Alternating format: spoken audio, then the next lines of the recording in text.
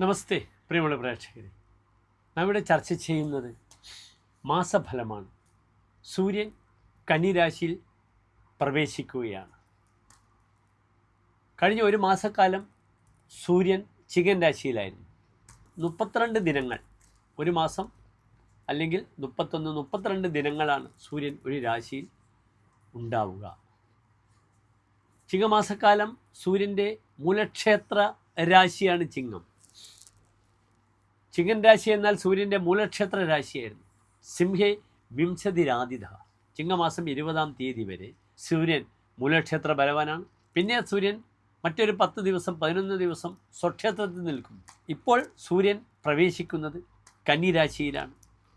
ആ കന്നിരാശിക്കാണ് നാം കന്നിമാസം എന്ന് പറയുന്നത്. ഇവിടെയും കന്നിമാസം 31 ദിവസമാണ് സൂര്യൻ കന്നിരാശിയിൽ നിൽക്കുക. ഇവിടെ കന്നിരാശിയിൽ നിൽക്കുന്ന സൂര്യന് ചിങ്ങരാശിയിൽ നിൽക്കുന്ന സൂര്യൻ്റെ അത്ര തീഷ്ണതയില്ല. കന്നി അറിവിൻ്റെ രാശിയാണ്.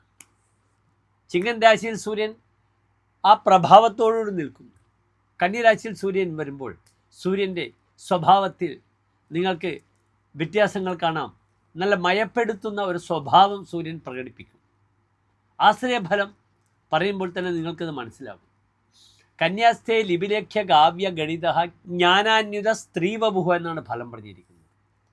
പൗരുഷമുള്ള രാശിയിൽ നിന്നും നവംസക രാശി അല്ലെങ്കിൽ സ്ത്രീ രാശി, ഫെമിനൈൻ രാശിയായ കന്നിയിലേക്ക് വരുമ്പോൾ സ്ത്രീവപുഹു, പൗരുഷത്തിൽ നിന്നും സൂര്യൻ എന്ത് ചെയ്തു? മയപ്പെട്ട് സ്ത്രീയുടെ ശരീരത്തോടു കൂടിയിരിക്കുമെന്നാണ്. വളരെ മൈൽഡായ ഒരു സ്വഭാവം പ്രകടിപ്പിക്കും. കന്നിയിൽ നിൽക്കുന്ന സൂര്യൻ ലിപി ലേഖ്യ കാവ്യ ഗണിത. ലിപി അക്ഷരങ്ങൾ, ലേഖനം, എഴുത്ത്, കാവ്യം, രചനാപരമായ രചനാവിഷയങ്ങൾ അല്ലേ, അതുമായി ബന്ധപ്പെടുന്ന പ്രവർത്തനമാണ് കാവ്യപ്രവർത്തനങ്ങൾ.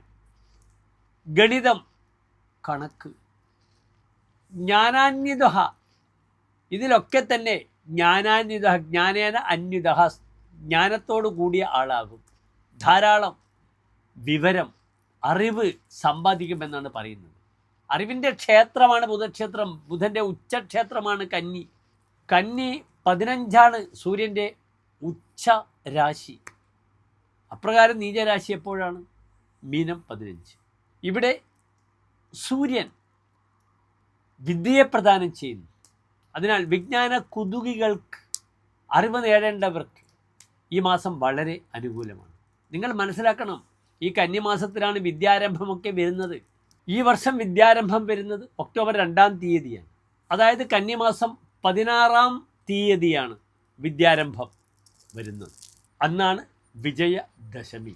നാം ഇവിടെ ചിന്തിക്കുന്നത് ഈ കന്നിയിലേക്ക് സൂര്യൻ സംക്രമിക്കുന്ന ദിവസം മുതൽ ഈ 31 ദിവസക്കാലം ഓരോ രാശിക്കാരുടെയും ശുഭാശുഭ ഫലങ്ങൾ എപ്രകാരമാണെന്ന വിഷയമാണ്.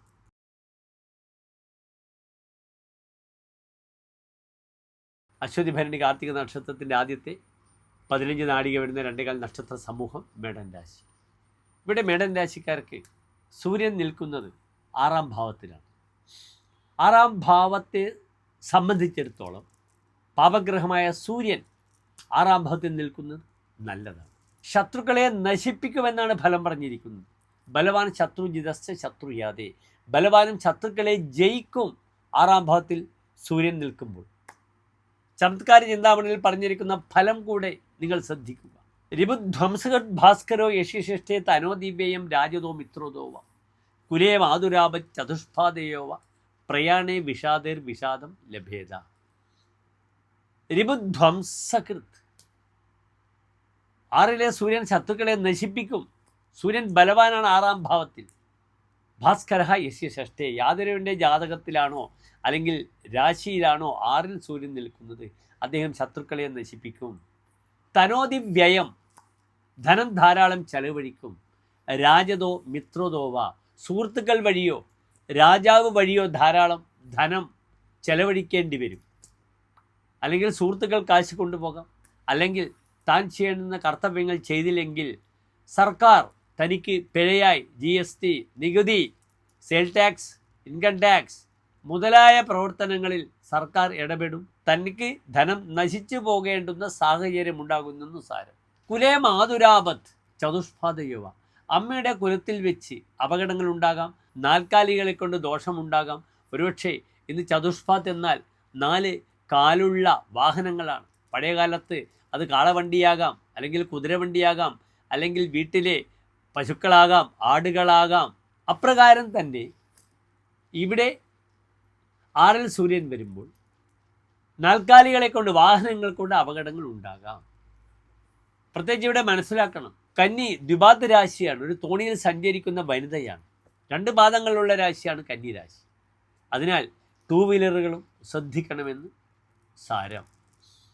പ്രയാണേ നിഷാദേഹി വിഷാദം ലഭ്യത. വഴിയിൽ വെച്ചിട്ട് നിഷാദരാൽ, പഴയ കാലത്ത് കാട്ടാളന്മാർ, ഇന്ന് സംസ്കാരമില്ലാത്ത ആളുകൾ, അല്ലെങ്കിൽ തല്ലിപ്പൊളി ജനങ്ങൾ, അല്ലെങ്കിൽ ദുഷ്ടന്മാർ, നീചജനങ്ങൾ, ഇവരിൽ നിന്നും വിഷാദം, തനിക്ക് ക്ലേശങ്ങൾ ഉണ്ടാകുമെന്നൊരു ഫലം പറഞ്ഞിരിക്കുന്നു. മേടൻ രാശി നിശാരാശിയാണ്, രാത്രി ഉള്ള രാശിയാണ്. അതിനാൽ വളരെയധികം രാത്രി യാത്ര ശ്രദ്ധിക്കണം. വാഹനത്തിൽ അപകടമുണ്ടാകാം. താൻ രാത്രി യാത്ര ചെയ്യുമ്പോൾ ആരുമായി തർക്കിക്കും, പ്രയാസങ്ങളുണ്ടാകാം, പരസ്പരം അടിപിടി വഴക്കുകളൊക്കെ വരാം. അതിനാൽ വളരെ ജാഗ്രത പാലിക്കണം മേടൻ രാശിക്കാർ എന്ന് ചുരുക്കം. പക്ഷെ മറ്റെല്ലാ വിഷയത്തിലേക്കും മേടൻ രാശിക്കാർക്ക് വളരെ നല്ല സമയമാണ്. അതിശക്തമായി തൻ്റെ പ്രതാപം, പൗരുഷം ഇംപ്ലിമെൻ്റ് ചെയ്യുവാനുള്ള കരുത്ത് വരും. ശത്രുക്കളെ നശിപ്പിച്ച് മുന്നോട്ട് പോകുമെന്നാണ് ഫലം പറഞ്ഞിരിക്കുന്നത് സൂര്യൻ. ഇത് 5-ാം ഭാവാധിപനാണ്. അതിനാൽ സന്താനങ്ങൾക്ക് പഠന വിഷയത്തിൽ വളരെ നല്ലതാണ്. അറിവ് നേടാം, തനിക്ക് ധാരാളം വായിക്കാം, തൻ്റെ അറിവ് പകർന്നു കൊടുക്കാം. ഇതിനൊക്കെ വളരെ നല്ലതാണ് 6-ാം ഭാവത്തിൽ നിൽക്കുന്ന സൂര്യൻ. സൂര്യൻ ആരാണ്? തൻ്റെ പിതാവും ആത്മപ്രഭാവവുമാണ്. 6-ൽ സൂര്യൻ വരുമ്പോൾ തൻ്റെ പൗരുഷം, ആത്മപ്രഭാവത്തെ എത്രത്തോളം ഒരു വ്യക്തിക്ക് ജ്വലിപ്പിക്കാം, അത്രത്തോളം അതുമായി മുന്നോട്ട് പോകാം. സൂര്യൻ 6-ൽ വരുമ്പോൾ ശ്രദ്ധിക്കേണ്ടത്, അച്ഛൻ ശത്രുവായി വരും.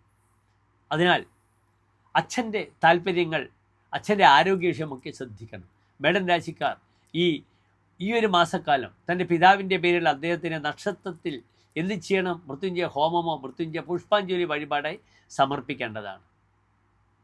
ശാരീരികമായി മേടൻ രാശിക്കുള്ള പ്രത്യേകത ദുർബല ജാനുഹോ, കാൽമുട്ടുകൾക്ക് ബലക്കുറവ് വരും. സൂര്യൻ ആരാകുന്നു? സൂര്യൻ അസ്ഥികാരകനാണ്. ഇവിടെ 12-ൽ ശനിയുണ്ട്. അസ്ഥിസംബന്ധമായ ബുദ്ധിമുട്ട് വരാം. തനിക്ക് വളരെയധികം ക്ലേശങ്ങൾ ശാരീരികമായി പാദങ്ങൾക്ക് വരാം. ജലത്തിനെ ഭയക്കേണ്ട രാശിയാണ് മേടൻ രാശി. തോയേജ ഭീരു, വെള്ളത്തിനെ ഭയക്കണമെന്നാണ് പറഞ്ഞിരിക്കുന്നത്. അതിനാൽ ജലത്തിലൂടെ അപകടങ്ങളാകാം. കുളിമുറിയിൽ നിന്നും തെന്നി വീഴാം. പ്രായമുള്ള അച്ഛൻ കുളിമുറിയിൽ തെന്നി വീഴുക, അസ്ഥി പൊട്ടുക, കാലുകൾക്ക് പാദങ്ങൾക്ക് ഫ്രാക്ചറുകൾ വരിക, അത് തനിക്കും സംഭവിക്കും. അതിനാൽ ആ വിഷയം ശ്രദ്ധിക്കണം. നിർബന്ധമായും ശിവക്ഷേത്രത്തിൽ കൂവളമാല ജലധാര തൻ്റെ പേരിൽ കഴിപ്പിക്കുന്നത് വളരെ ഉത്തമമാണ്. ആദിത്യ ഹൃദയ മന്ത്രം ജപിക്കുക.